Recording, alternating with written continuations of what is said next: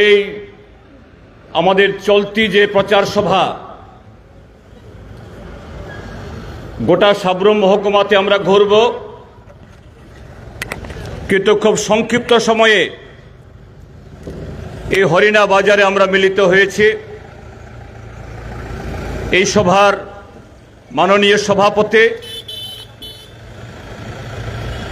হরিণা বাজারের শুধু ব্যবসায়ীবৃন্দ, পথচারী এবং দূর থেকেও যারা আমাদের গলার আওয়াজ শুনছেন, এই এলাকার সমস্ত সুধী নাগরিকদের আমি আমাদের এই দেশ রক্ষার জন্য যে মঞ্চ তৈরি হয়েছে তার পক্ষ থেকে আমাদের যে প্রার্থী রাজেন্দ্র রিয়াং, ইতিমধ্যে তার নাম আপনারা শুনেছেন, বা বিগত সময়েতে তিনবার তিনি ত্রিপুরা বিধানসভার একজন দক্ষ বিধায়ক ছিলেন, সেই হিসাবে জানেন। তার পক্ষ থেকে আপনাদের সকলকে শুভেচ্ছা, অভিনন্দন এবং নমস্কার জ্ঞাপন করছি। বন্ধুরা, খুব লম্বা বক্তব্য রাখার সুযোগ নেই, সেরকম আপনাদের কাছে আগাম জানিয়েও আমাদের সভা আমরা করছি না। কাজে খুব সংক্ষেপে যে কথাগুলো এখানে বলতে চাই, বিগত 17টা লোকসভা নির্বাচনের মতোই আরেকটা নির্বাচন আমাদের সামনে উপস্থিত হয়েছে। আমাদের সংবিধান প্রদত্ত অধিকার অনুযায়ী আমরা একটি একটি করে ভোট আবার সবাই দেব। কিন্তু বন্ধুরা, সময়ের প্রেক্ষিতে গত 10 বছরে ভারতীয় জনতা পার্টি এবং তার যে একজন একনায়কতন্ত্রী নেতা নরেন্দ্র মোদী আমাদের দেশের গণতান্ত্রিক ব্যবস্থাকে, তার সাথে অর্থনৈতিক, সামাজিক সমস্ত ক্ষেত্রকে যেভাবে ধ্বংসের কিনারায় ঠেলে দিয়েছে, সেই জায়গায় এবারের ভোট শুধু একজন নাগরিক হিসাবে, ভোটার হিসাবে একটা ভোট দিয়ে দেওয়া, তার মধ্যে আমাদের কর্তব্য এবার সীমাবদ্ধ থাকবে না, বরঞ্চ এবারের ভোট এক বিশাল জাতীয় দায়িত্ব, এক বিশাল নাগরিক দায়িত্ব হিসেবে উপস্থিত হয়েছে। কারণে আমি সারা দেশের কথা যখন বলবো বা বলার চেষ্টা করে, আপনারা যারা এখানকার সাধারণ মানুষ, দৈনন্দিন জীবন যুদ্ধে যারা ক্লান্ত,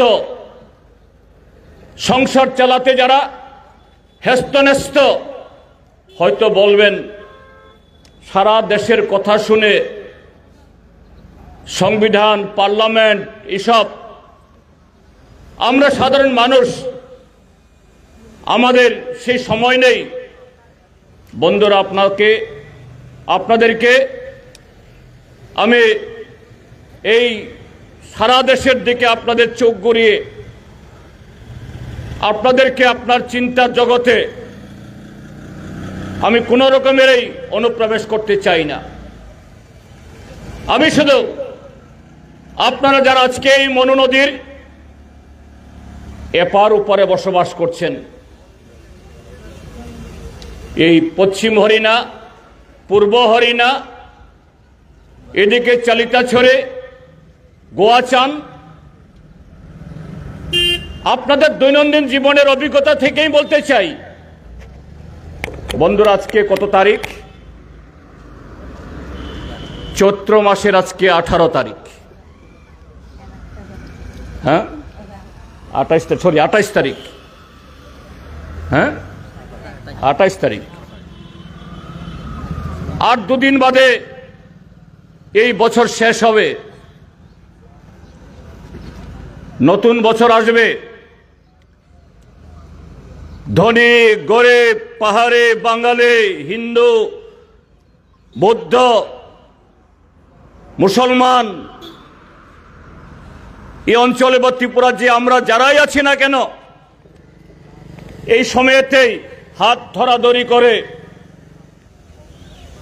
মুসলমানদের রমজান মাস বা এই ঈদ, হিন্দুদের গাজন, তারপরে নববর্ষ, ত্রিপুরাদের গড়িয়া, বিশিকতাল, বৌদ্ধদের সাংরেং, ধনী হোক গরিব হোক, এই সময়েতে আমাদের ইষ্ট দেবতাদের সন্তুষ্ট করার জন্য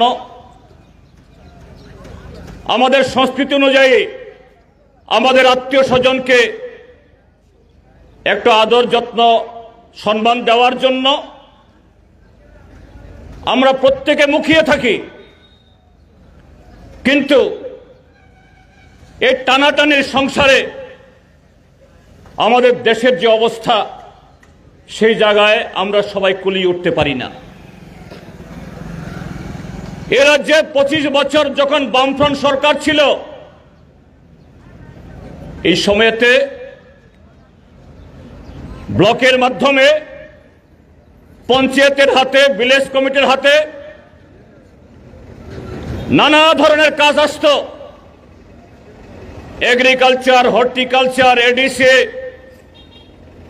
তারাও নানা ধরনের প্রকল্প নিয়ে শ্রমিকদের টানাটানি হতো, টাকা খরচ করতে হবে। কিন্তু এত কাজের লোক পাওয়া যায় না। তারপরও যারা আরো কৃষক, তাদেরও সবজি খেতে কাজ করতে হবে। এই কাজের মধ্য দিয়ে গ্রামীণ মানুষের হাতে নগদ টাকা আসত। গ্রামীণ মানুষ এই নগদ টাকা দিয়ে সোজা দৌড়ে ব্যাংকে গিয়ে জমা দিতেন না। এই গ্রামীণ মানুষ সেই টাকা নিয়ে 500,000 টাকা নোট নিয়ে আপনার মুদির দোকানে, কাপড়ের দোকানে, জুতার দোকানে, আপনার আরো বাজারে নানা ইয়েতে ভিড় করতেন। গ্রাম থেকে গাড়িতে, অটোতে রিজার্ভ করে আসতেন, রিজার্ভ করে যেতেন, লেনদেন হতো। দোকানিরা দোকান সামলাবার জন্য অতিরিক্ত লোক নিয়োগ করতে হতো। বাড়ির সদস্য যারা দোকানে বসেন না, তাদেরকেও কদিনের জন্য দোকানে বসাতেন। আজকে সেই দোকানগুলোর চেহারা কি? আজকে চৈত্র মাসের আজকে 28 তারিখে পঞ্চায়েতগুলোতে কোনো কাজ আছে কিনা? নেই। আবার সেই দলের নেতা মুখ্যমন্ত্রী কদিন আগে এখানে হরিণা হায়ার সেকেন্ডারি স্কুলের মাঠে বক্তৃতা করে গেছেন।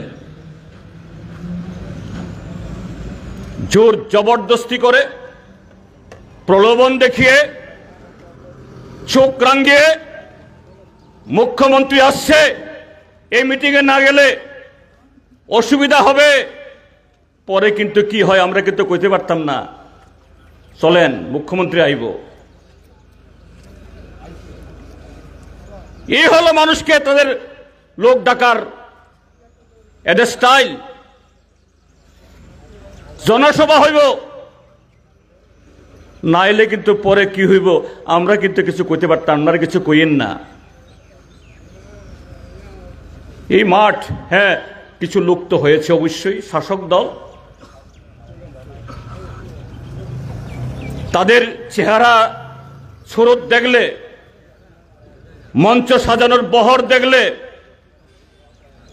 কথাবার্তা যে সমস্ত শব্দ চয়ন করেন, প্রয়োগ করেন, এগুলা শুনলে এই দেশে কোনো অভাব আছে বলে মনে হয়, বেকার আছে বলে মনে হয়, জিনিসপত্রের দাম যে আজকে মাঙ্গা, আলু, পটল, ঝিঙ্গা, ডাল, তেল, এগুলা যে হাত দেওয়া যায় না, হাত দিলেই আগুন লাগে। এদের বক্তব্য শুনলে, এই যে শুনলেন গত 8 তারিখে, মনে হয়েছিল? মনে হয়নি। আপনারা যেন স্বর্গে আছেন। তারা এই দেশটাকে, আমাদের ত্রিপুরাজ্যটাকে এরা স্বর্গে তুলে দিয়েছেন। ত্রিপুরাজ্যের মানুষ হলো স্বর্গের অপ্সরা, স্বর্গের। আজকে 11 তারিখ, মাত্র 3 দিন গেল, সেই হরিণা বাজারে, এই বাজারের চেহারা দেখলে, দোকানের চেহারা দেখলে, মানুষের চেহারা দেখলে, সে বক্তৃতার সাথে আপনাদের বাস্তব জীবনের চিত্রে কোনো মিল আছে কি? মিল নাই, কোনো মিল নাই। এই দল আজ থেকে 10 বছর আগে 2014 সালে এইভাবে ক্ষমতা এসেছিল, যুবকদেরকে বলেছে তোমাদের বছরে 2 কোটি করে চাকরি দেব। তাহলে 10 বছরে 20 কোটি চাকরি হওয়ার কথা। কৃষকদেরকে বলেছে তোমাদের সমস্ত ঋণ মুকুব, যাবতীয় ঋণ মুকুব, মহাজনের কাছ থেকে নাও আর ব্যাংক থেকে নাও। তোমাদের উৎপাদিত পণ্য সরকার সব দ্বিগুণ দামে কিনে নেবে, তোমার আয় দুগুণা হবে। তারপরে বলছিল আপনাকে এখন 400 টাকা দামে গ্যাসের সিলিন্ডার কিনতে হয়, তার দাম 200 টাকা হবে। আলু, পটল সবকিছুর দাম কমবে। আজ সেদিন বন্ধুরা সেভাবে 5 বছরের জন্য ক্ষমতা আসলো, তারপরে আবার 5 বছরের জন্য আসলো। এই আজ সেদিন আপনার ঘরে এসেছে। 2014 সালে আপনি যে দামে রান্নার গ্যাস কিনতেন, যে দামে আপনি আলু কিনতেন, পেঁয়াজ কিনতেন, সরিষার তেল কিনতেন, আজকে কত? 2014 সালেও আপনার গ্রামে যতজন সরকারি কর্মচারী ছিল আজকে ততজন আছে কিনা? গত 10 বছরে বামপন্থী ফ্রন্ট সরকারের প্রথম দিক থেকে দেওয়া বহু কর্মচারী আপনার ঘরের লোক রিটায়ারমেন্টে চলে গেছেন, সেখানে নতুন কেউ পায়নি। সেই দল 18তে ত্রিপুরাতে আসলো ক্ষমতায়, একইভাবে ঘরে ঘরে চাকরি হবে, রেগা 200 দিন হবে, 340 টাকা মজুরি হবে, শিক্ষক কর্মচারীর বেতন দ্বিগুণ আড়াই গুণ হবে। বন্ধুরা, গত 6 বছর বা কেন্দ্রের 10 বছরে এই দেশের মধ্যে শুধু ত্রিপুরা কেন, কোন রাজ্যের কৃষি বিকাশ হয়েছে? হয়নি। কিন্তু আপনাকে দিয়ে সিপিএম এর পার্টি অফিস ভাঙতে বাধ্য করেছে। সিপিএম এর পার্টি অফিসে আগুন লাগাও। দিওয়ালির দিন, দিওয়ালির দিনকে বলা হয় আরেক দিক থেকে দীপাবলি, আলোর উৎসব। সেই দীপাবলির দিনে আপনাকে দিয়ে সিপিএম এর ঘর আগুন জ্বালাও, সিপিএম সমর্থকদের খেরের চিনে আগুন দাও, রাবার বাগান ধ্বংস করো, বাজারে আসলে অপদস্থ করো, দোকানপাট বন্ধ করে দাও। এদের মিছিল মিটিং তো বন্ধই আছে, তাহলে তুমি চাকরি পাবে। পেয়েছেন বন্ধুরা? হয়েছে কারো? আপনার জন্য তেল, আলু, পেঁয়াজ, গ্যাসের দাম সস্তা হয়েছে। গ্রামীণ ব্যাংকে আপনার ঋণ মকুব হয়েছে? হয়নি। সিপিএম এর লোক যেমন আজকে সংকটে, আপনি আরো মহা সংকটে। আপনি তো সিপিএম তবু তো সবসময় না বলতে পারলেও সুযোগ পেলেই প্রতিবাদ করছে, সরকার নীতির বিরুদ্ধে মাথা উঠাচ্ছে তার অধিকার অনুযায়ী। কিন্তু আপনি তো, আপনার অন্তর জ্বলছে, আপনার বুক জ্বলে, আপনার কলিজা জ্বলে, আপনি কিচ্ছু বলতে পারেন না। আপনাকে শুধু বলতে হবে ভারত মাতা কি জয়, কিন্তু আপনার মাতার অবস্থা খারাপ। এইভাবে আমাদের দেশের গণতন্ত্রকে, সংবিধানকে, মানুষের অধিকারকে এই নরেন্দ্র মোদী, আরএসএস আজকে ধ্বংস করে একটা হিটলারি রাজত্ব কায়েম করতে চায়, একনায়কতন্ত্র কায়েম করতে চায়। যে একনায়কতন্ত্রে একজনই নেতা, আপনার হরিণাতেও একজনই নেতা হবেন, তারা ঠিক করবেন কে ব্যবসা করবে, কে অটো চালাবে, কে দোকান করবে, কে কি করবে। তাই বন্ধুরা, এবারে নির্বাচন আমাদের সামনে শুধু নির্বাচন না, এই নির্বাচন এই অরাজকতা থেকে, স্বৈরাচার থেকে, গণতন্ত্রহীনতা থেকে, যে স্বাধীনতার জন্য আমাদের পূর্বপুরুষরা হাসতে হাসতে ব্রিটিশ পুলিশের সামনে, গুলির সামনে দাঁড়িয়েছেন, ফাঁসিতে ঝুলেছেন, আন্দামানের সে কালা সমুদ্রের পারে সারাটা জীবন জেল খেটেছেন। একটা মুক্ত ভারত, সেই ভারতে যাকে খুশি তাকে ভোট দেবেন, সেই ভারতে যে কোনো ধর্ম চর্চা তিনি করবেন, সেই ভারতে যাকে ভালো লাগে তাকে গিয়ে ফুলের মালা দেবেন, কিন্তু যাকে ভালো লাগে না রাজপথে দাঁড়িয়ে প্রতিবাদ করবেন। রাষ্ট্র তার পাশে দাঁড়াবে, রাষ্ট্র তার পক্ষে থাকবে।